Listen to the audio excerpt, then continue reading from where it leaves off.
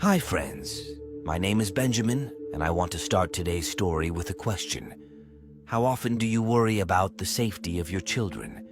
Do you know where and with whom your children are now?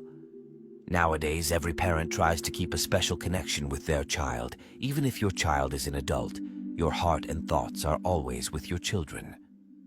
The story I want to tell you today is about such a real bond between parent and child.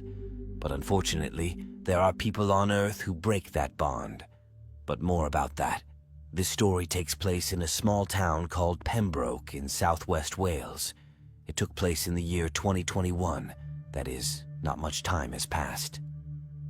On December 17th, around 4 a.m., the emergency service received a call from a local resident who was scared out of her wits.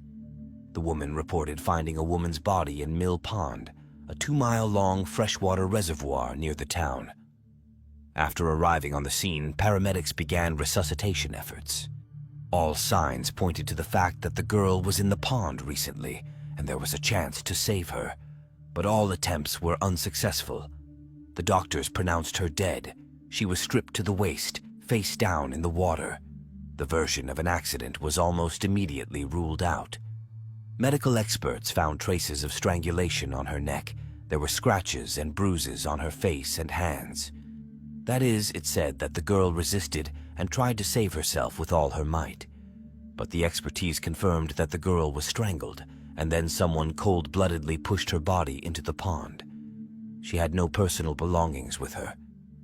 On the shore, the police found a dry lace top, which indicated that it was removed before the girl was in the water. The rest of the things were found with the help of a service dog, which took the trail and led the police to the alley, which was 120 meters from the place where the body was found. There, and found a jacket and a cell phone. The identity of the girl was established. She turned out to be 18-year-old girl Lily Sullivan. An innocent child for her mother, but in the eyes of men, a young, blossoming, beautiful young girl who was just about to enter an independent life. Lily was the only and very welcome child to her mother, Anna Sullivan, who had previously had 14 miscarriages. Giving birth to a healthy baby was a miracle. They had a special bond, a trusting relationship. The mother herself said that she had already resigned herself to the fact that she would never have children, and when Lily was born, she was insanely happy. Her daughter gave her the true purpose and meaning of life. Lily lived with her family in the suburbs of Pembroke. Friends and acquaintances described her as a cheerful, sweet girl, a true friend who at any moment would come to the rescue, support in word and deed. She always saw only good in people, but only to herself treated with great criticism. Lily was an excellent artist. She was a creative person who treated her work with special criticism. She also drew sketches of tattoos, loved bright makeup, was a volunteer in various charity projects. She was always trying to help others. Lily grew up to be a wonderful person. At 17, she entered her first year of college, and despite her creative work, Lily started working part-time in the evenings at the supermarket, despite being an only and favorite child. At the beginning of December, she turned 18. In the eyes of society, this was a beautiful, self-sufficient young girl who had already reached the age of independence, the time when relationships with guys, love, going out, partying usually begin. So Lily started going to parties in clubs and pubs with her friends after she reached the age of majority.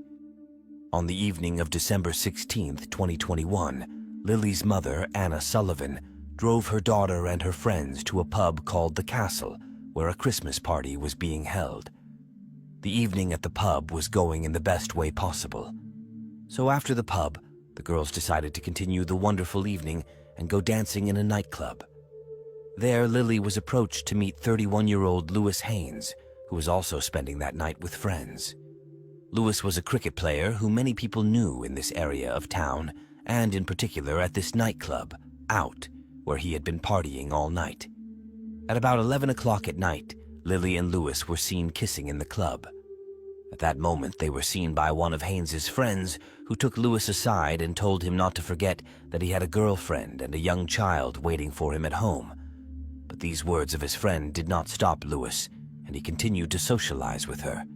Lily, a young girl who has just reached adulthood, and a man who is 31 years old in spite of his wife and small child, who decided to take advantage of the young girl. Close to midnight, Lily called her mother and asked her to pick her up in a couple hours. They agreed to meet in a parking lot near the club. At 1:55 a.m., Lily left the club. Lewis followed on the pretext of seeing her off. Lewis's friend was standing outside the club. He shouted after her, "I remind you that you have a girlfriend and a young daughter waiting for you at home, and she's only 18. Hearing these words, of course, Lily immediately made a decision for herself, but Lewis did not react in any way and continued to follow the girl.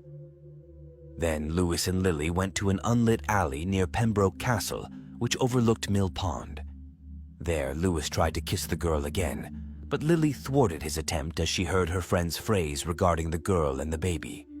She immediately decided to go to the parking lot, where her mother was waiting for her in the car. At 2:15 a.m., Anna Sullivan called her daughter and informed her that she was waiting at the appointed place. Lily replied that she was a couple minutes away and would be there shortly. She was still on the phone with her mother when suddenly the connection was cut off.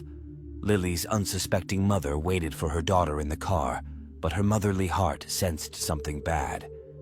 At that moment, Lewis realized that the night was not going to go the way he had planned, and he wasn't going to get what he wanted the good way. Kissing her at the club wasn't enough, and he wanted more. Lewis didn't want to let her go. He started grabbing the girl's arms and tried to forcibly remove her lace top. Then Lily pushed the intrusive man away and threatened that she would accuse him of rape if he didn't stop, and said that his daughter would be ashamed of such a father. These words enraged the drunken Lewis, as he was in the process of gathering documents for the court to establish custody of his daughter, and attention from the police to his person would ruin all plans. That's when he punched Lily in the face several times. He was a grown man with incredible physical strength compared to the fragile girl. Lewis had no trouble taking Lily to the ground. With his aggression, he began choking her, and when she stopped resisting, pushed her into the pond. Around this time, a resident of the neighborhood said he heard a woman screaming, which soon stopped. Anna tried calling her daughter about 30 times, but was unsuccessful. She never picked up the phone again. Further, as police searched for evidence, they saw on one of the alleyway's CCTV footage how the display on Lily's phone lit up repeatedly as her mother tried to contact her. Later, reviewing CCTV footage, investigators saw Lewis and Lily walking together down the alley, and at 3 hours and 8 minutes, another camera captured Lewis appearing on the bridge, but alone. The footage clearly shows him first just walking and then starting to run. A couple minutes later, at 3 hours and 10 minutes, the killer was captured by another camera, which is located at the gas station, where Anna Sullivan was waiting for her daughter. All this time, Anna had been trying to reach Lily. She began to get very anxious and desperately searched for her with her eyes. That's how she met her eyes with the killer of her beloved daughter. Passing Anna's car, Lewis Haynes looked her directly in the eyes, after which he began to behave inappropriately. He heard the conversation between Lily and her mother, where they discussed the place and time of the meeting, and realized that he was most likely looking into the eyes of his victim's mother. He began waving his arms and shaking his head. To Anna, the stranger's behavior seemed very strange. At that moment, the mother could not even imagine that just a few minutes ago, this nocturnal stranger had taken the life of her only daughter. Lewis came home at about 3:40 a.m. in wet clothes. There were deep scratches on his arms. He was hysterical, woke up his girlfriend, and began begging to be taken to the house where his parents lived. Lewis was so persistent that the girl had no choice but to comply with his request.